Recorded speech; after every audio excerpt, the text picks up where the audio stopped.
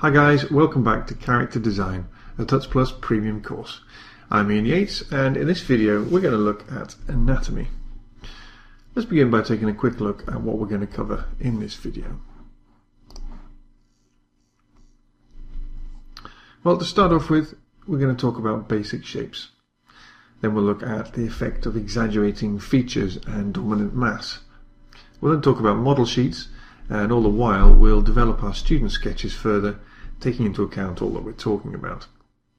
Then as usual, we'll finish off by looking at some examples to check out, plus I'll leave you with an assignment before the next video. Now, having a clear overview of the anatomy of whatever you're drawing will help make your character convincing and will maintain consistency. Even if our character is relatively cartoony and doesn't appear to have much in common with highly realistic human forms, we should bear in mind that there's a skeleton underneath. Just like the cats in the example we looked at in the previous video, the skeleton muscles of our character will dictate all its movement. Obviously we can exaggerate whatever we want, but think about the main ligatures within our student, the joints, how his limbs move, and your job when drawing him in all manner of situations will be made easier. The same applies to basic forms. By breaking our character down into fundamental shapes, we'll be able to quickly mock up any given pose or position. Shapes and silhouettes say a lot about a character's physical presence. See if you can recognize these characters from their basic shapes. Here we have a pear shape, which suggests fat and slovenly character. Then we have the classic inverted triangle for strong superhero broad shoulders. And then of course skinny and sausage-like, which belongs to none other than...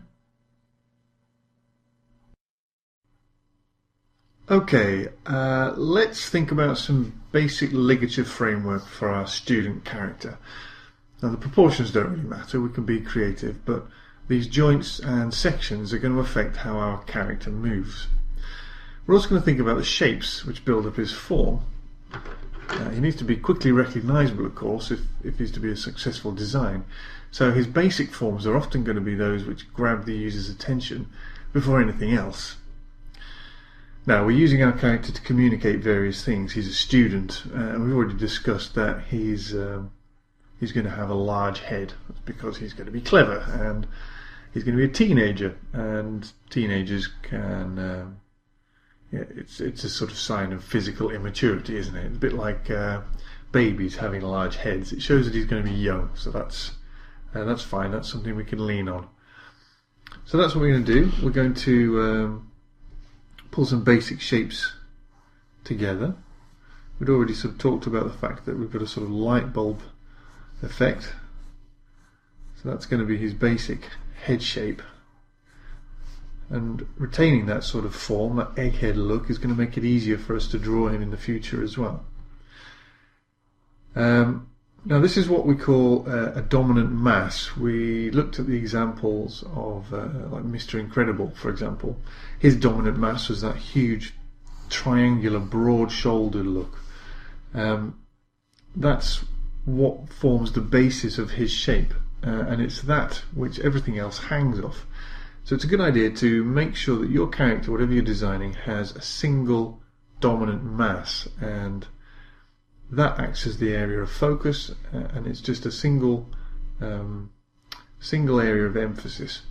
Too many dominant masses and you'll muddy up the waters. You won't make it clear what's being focused on. You'll lose a little bit of the identity.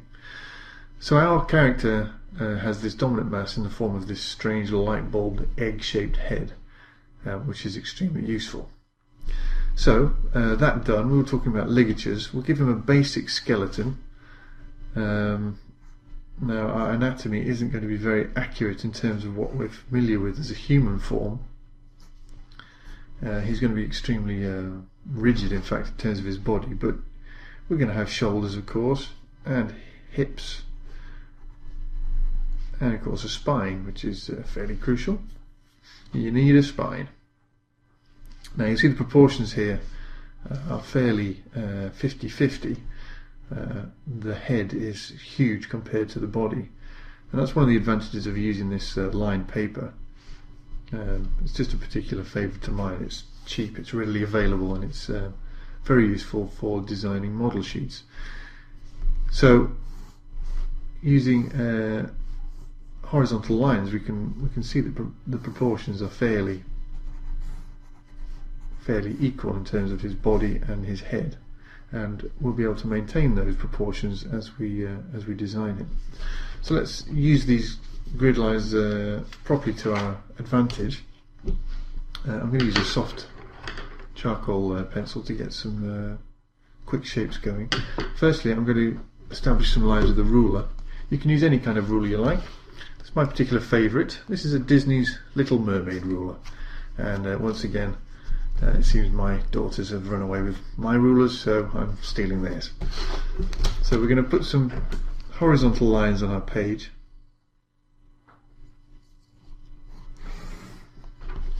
Like so, and these lines are what we're going to use to draw the basic proportions of our character in various positions. Now, drawing a model sheet allows you to practice. It's just another form of sketching.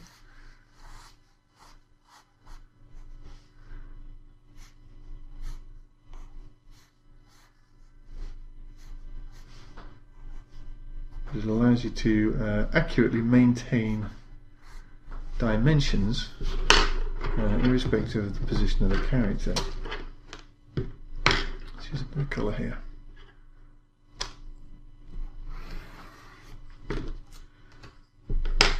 Like so.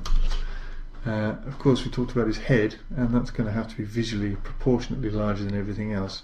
And another sign of immaturity is that large head and large baby-like eyes. So we're going to put the eyes, let's draw ourselves another line here to keep things nice and regular.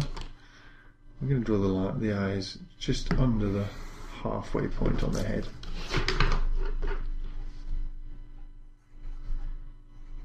Like so. And then we'll get the nose, and then we'll have the mouth. So that keeps things nice and proportionate. And there's his hair. Ears in line with the nose, more or less.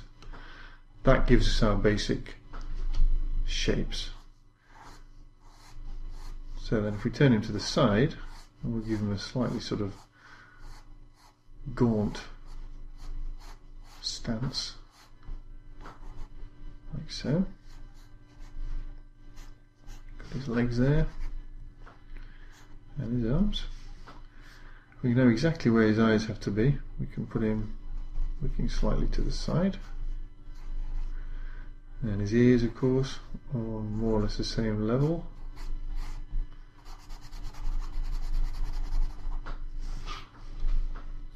And using this technique, we can easily and quickly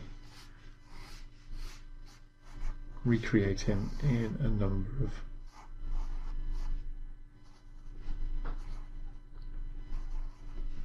positions.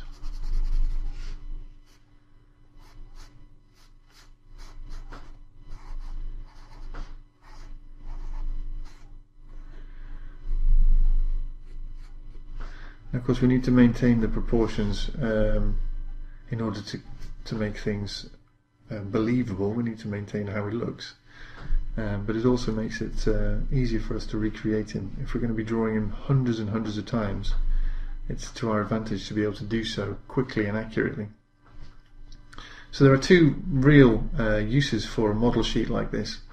One is to get all the various positions sorted out, so you can work out what he looks like from any angle and any position. But also it's another opportunity to practice sketching. If I just recreate some of the lines here.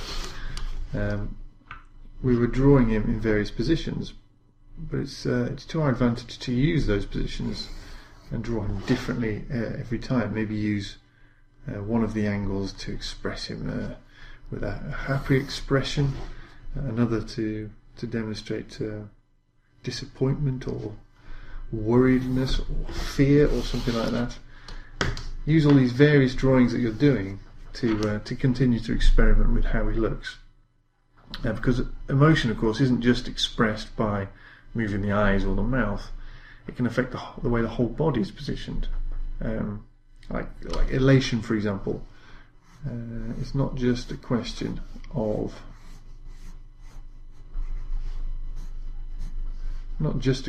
of happy eyes and a smiling mouth.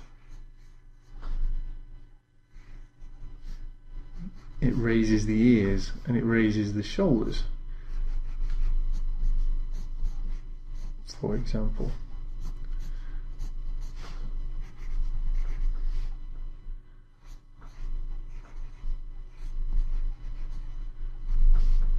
So we'll use one of these drawings to experiment with that.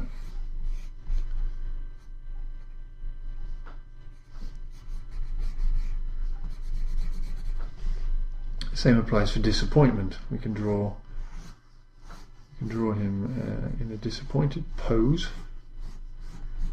It's not just a question of drawing a sad mouth. Well, that's obviously fairly important. We put the ears lower down. We make the shoulders droop.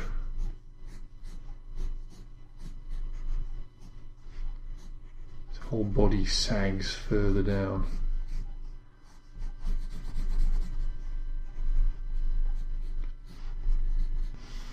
Okay, it's time for some further reading.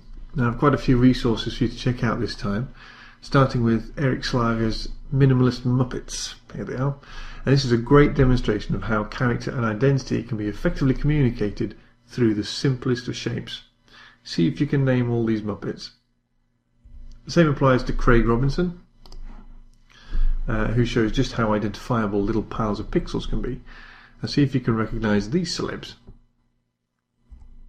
Next, I'd like you to take a look at some of the model sheets which are available on the Character Design Notes blog. You'll recognize many of them from your favorite animated films. Just see how many position variants need to be taken into account. Lastly, I've mentioned it before, but go and have a look at the sketchwork of Shane Glines. He has truly mastered the female form, which is notoriously difficult. Take a look at the basic shapes he uses to build his characters. There's a lot to learn from female curves. Now, as usual, we'll round off by me setting some homework. So here's the assignment. I'd like you to continue sketching our character, this time focusing on building a model sheet or two. Figure out the basic proportions and shapes of your character and then draw them from different angles. Next time on Character Design, we're going to look at props. My name's Ian Yates, and from all of us here at Tuts Plus, thanks for watching.